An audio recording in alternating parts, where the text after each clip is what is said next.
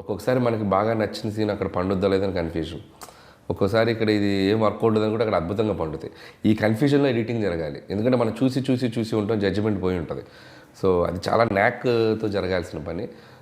మన టీం కూడా పక్కనుండే టీం చాలా ఇంపార్టెంట్. సో ఎడిట్లో మనం జరిగేటప్పుడు మనం డెసిషన్ తీసుకునేటప్పుడు కూడా పక్కన వాళ్ళు ఇది వర్కౌట్ అవుతుంది, వెయిట్ చేసి తొందరపడద్దు, ఇలా ఆపే వాళ్ళు ఉంటారు. సో అది అసలు మీ టీంలో మీరు జడ్జిమెంట్ కోసం అదే సెకండ్ ఒపీనియన్ కోసం, జడ్జిమెంట్ అనకూడదులే కానీ సెకండ్ ఒపీనియన్ కోసం ఎవరి మీద రిలే అవుతారు? సాయి ఉన్నాడుగా, నా ఫ్రెండ్ సాయి ఉన్నాడు. తను సెకండ్ ఒపీనియన్.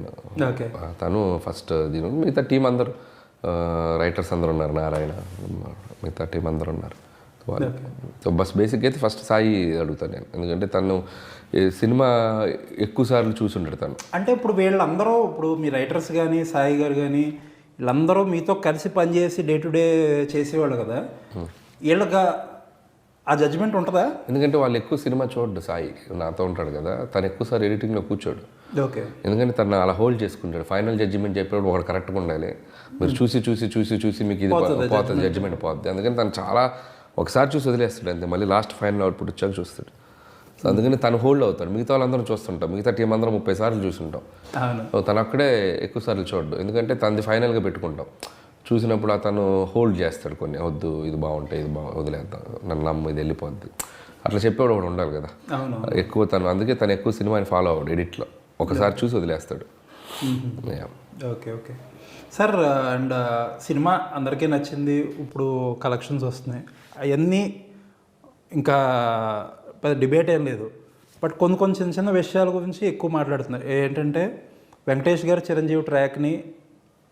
చిరంజీవి గారి ట్రాక్ని అంతవరకు అసలు వాళ్ళిద్దరినీ ఒక ఫ్రేమ్లోకి తీసుకొచ్చే క్రెడిట్ మీదైతే తీసుకొచ్చారు, వాడుకున్నారు ఎఫెక్టివ్గా. 2-3 బ్లాకులు బాగా పడినాయి.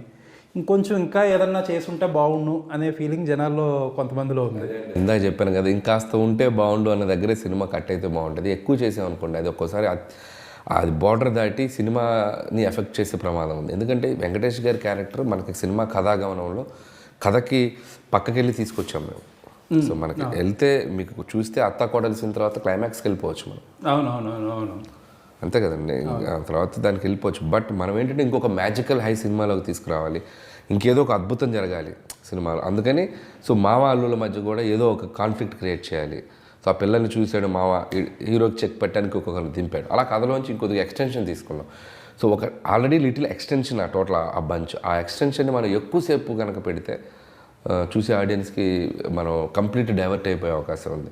అందుకే వెంకీ గారు వచ్చింది లడ్డూలాగా, ఎంతసేపు ఉండాలో అంతసేపు కరెక్ట్గా ఫట్ ఆడించేసి, అది కూడా 12 నిమిషాలు సీక్వెన్స్ ఆ ఇంట్లో సీను అసలు టక్కన వెళ్ళిపోయినట్టు ఉంటుంది మీకు ఆ సాంగ్స్ గింగ్స్ హడావిడి వల్ల.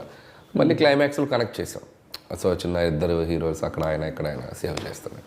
సో అది సరిపోద్ది అనిపించింది. ఎప్పటికైనా దీన్ని మనం సేవ్ చేస్తే ఫుల్ ఫ్లెడ్జ్డ్గా ఒక మల్టీ స్టార్ సినిమా అంతా పెట్టి తెద్దాం అని చెప్పి అనిపించింది నాకు. ఆఫర్ కూడా ఇచ్చారు కదా. అవును. ఇంతకీ వాళ్ళిద్దరి మధ్యన ఒక ఫ్లాష్ బ్యాక్ ఉంది కదా, చిన్న ఫ్లాష్ బ్యాక్, ఆ యానిమేషన్ ఫ్లాష్ బ్యాక్ ఏంటి ఐడియా ఏంటి? అంటే ఇద్దరు మధ్య ఒక రిలేషన్ ఉంది అని చెప్తే ఆ సాంగ్కి లీడ్ అదిరిపోద్ది అనిపించింది. అలాగే చిరంజీవి గారు ప్రాబ్లమ్ సార్ట్ అయిపోద్ది, వెంకీ గారు ఎట్లయితే నయనతార గురించి వచ్చారు. సో అందుకని ఎంఎంఎస్ అంటే చాలామందికి ఈజీగా కనెక్ట్ అవుతారు.